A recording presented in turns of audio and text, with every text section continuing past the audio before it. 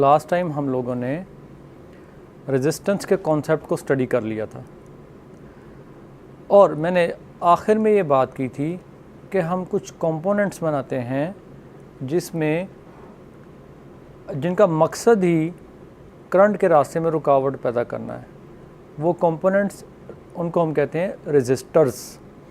अब रेजिस्टर जो मार्केट में आम तौर पर पाए जाते हैं, जैसे आप लोग स्लाइड में देख रहे हैं, वो एक छोटा सा कंपोनेंट है जिसके ऊपर डिफरेंट तरह के कलर बैंड लगे हुए हैं।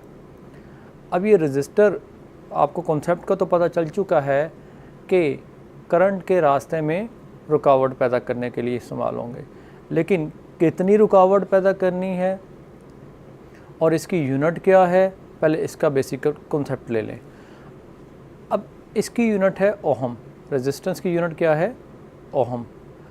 अब ओहम को हमने बेसिकली जॉर्ज साइमन ओहम, जिसने इस पे काम किया था, उसी के नाम से इसकी यूनिट हमने असाइन कर दी। कहा ही जाता है कि अगर 1 वोल्ट पोटेंशियल डिफरेंस हो और किसी सर्किट में से 1 एम्पेयर करंट गुजरे तो रेजिस्टेंस कितनी होगी? 1 ओहम। अगर 2 वोल्ट का पोटेंशियल डिफरेंस हो और उसमें 1 एम्पेयर करंट गुजरे तो रेजिस्टेंस कितनी होगी? 2 ओहम।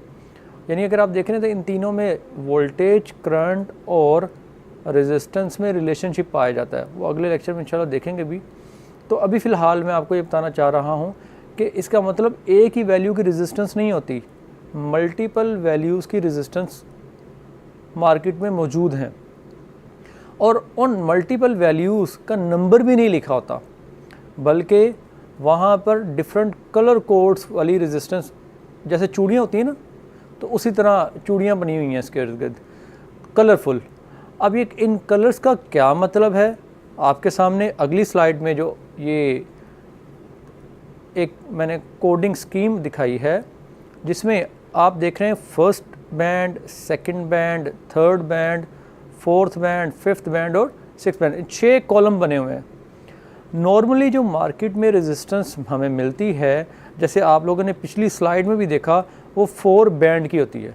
ये कॉमनली यूज़ होती है हमारी 4 बैंड की रेजिस्टेंस।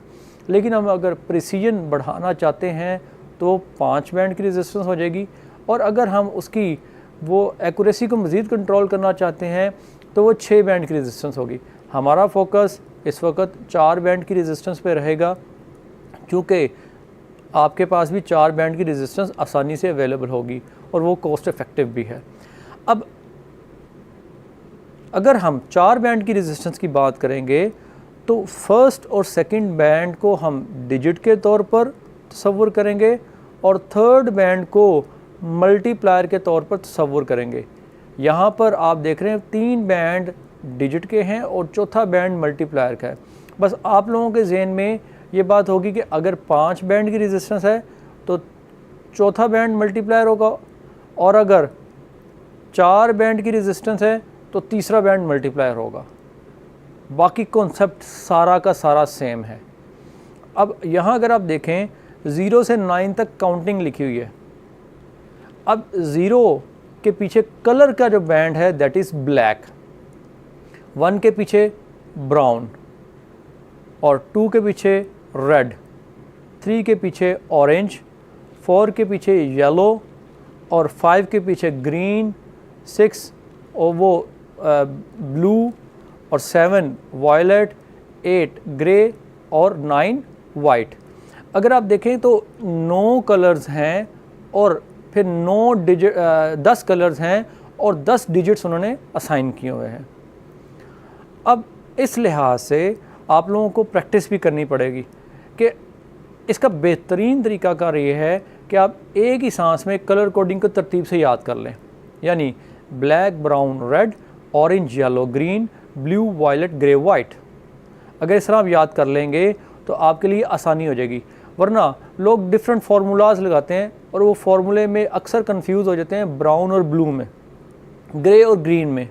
तो मैं ये आप लोगों को मशवरा दूंगा कि जब रेजिस्टेंस कलर कोड पढ़ने हैं तो it will take less than 10 seconds black brown red, orange yellow green, blue violet grey white.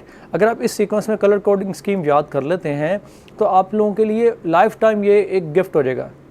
मैंने 1999 में याद किया था और अभी तक याद है, तो आई थिंक ये आप लोगों के लिए ज़्यादा बेनिफिशियल होगा। तो फर्स्ट बैंड में अगर हमारा ब्राउन आ जाए तो इसका मतलब क्या होगा, डिजिट 1। अगर सेकंड बैंड में अगर ब्राउन आ जाए तो डिजिट 1, और अगर थर्ड बैंड में ब्राउन आ जाए तो मल्टीप्लायर 10⁻1। तो इसका मतलब क्या होगा, इसकी वैल्यू कितनी हुई, 1 1 इंटू 10⁻1। 10⁻1 क्या होता है, 10। तो इसका मतलब 11 ज़रबे 10, 11 ज़रबे 10 क्या हुआ, 110 ओहम। होपफुली बात समझ आई होगी। एक छोटी सी एग्जांपल और करते हैं। अगर पहला बैंड ब्राउन हो, दूसरा बैंड रेड हो और तीसरा बैंड भी रेड हो, तो ब्राउन के लिए 1, रेड के लिए 2, और फिर थर्ड मल्टीप्लायर में भी रेड है तो क्या हो जाएगा जी, 10⁻2। 1 2 टाइम्स 10⁻2। अब 10⁻2 कितना होता है, 100, यानी 12 टाइम्स 100, तो क्या हो जाएगा जी, 1200। तो हमारी रेजिस्टेंस की वैल्यू क्या हो गई, 1200 ओहम। अब 1200 ओहम कहना थोड़ा सा डिफ़िकल्ट लगता है, तो इसे हम वो जो इंजीनियरिंग नोटेशन हैं उसमें लिख लेते हैं। इंजीनियरिंग नोटेशन आप लोगों को पता होगा कि यहाँ पर इंजीनियरिंग नोटेशन हमारे पास 10⁻3, 10⁻6, 10⁻9 ये ज़्यादा इस्तेमाल होती हैं। बाज़ का 10⁻12 भी इस्तेमाल होती है। 10⁻3 क्या है, किलो। 10⁻6 क्या है, मेगा। 10⁻9 क्या है, गीगा। और 10⁻12 क्या है, टेरा। ये हमारी नॉर्मली यूज़ होने वाली इंजीनियरिंग नोटेशंस हैं। तो हम 1200 ओहम को 1.2 किलो ओहम भी कह सकते हैं। तो जो रेजिस्टेंस हमारी colour coding scheme brown red वाली होगी तो क्या होगा, वो 1.2 किलो ओहम की होगी।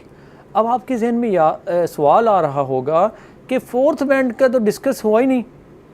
फोर्थ बैंड हमारी क्या होती है, वो टॉलरेंस के लिए होती है।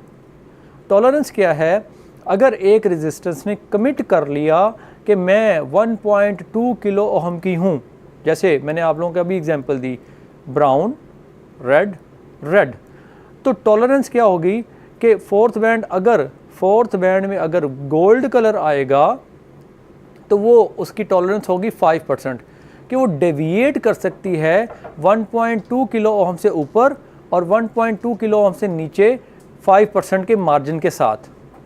अब 5% मार्जिन क्या होगा 1.2 किलो ओहम का, 60 ओहम। तो 60 ओहम ऊपर भी जा सकती है और 60 ओहम नीचे भी आ सकती है। इसी तरह हमारी अगर सिल्वर कलर होगा तो वो 10% मार्जिन होगा। अब आपके सामने और भी कलर लिखे हुए हैं। अगर ब्राउन कलर होगा तो 1%, अगर रेड होगा तो 2%, तो और ग्रीन कलर अगर होगा तो 0.5%, ब्लू होगा 0.25% और ग्रे होगा तो 0.1%। आप मुझे बताइए तो सबसे अच्छी रेजिस्टेंस कौन सी हुई, जिसकी टॉलरेंस सबसे कम होगी, उसकी प्रिसीजन सबसे ज़्यादा होगी। तो इस लिहाज से सबसे अच्छी रेजिस्टेंस जो 4 बैंड में होगी, जिसका फोर्थ बैंड क्या हो जी, बिल्कुल वायलेट हो। ठीक है, तो वायलेट वाले में क्या है 0.1%, इसके अंदर जो उसकी टॉलरेंस है। तो टॉलरेंस जितनी कम होगी उतने ही वो ज़्यादा अच्छी क्वालिटी की रेजिस्टेंस होगी। तो अगर आप लोगों का कोई क्वेश्चन हुआ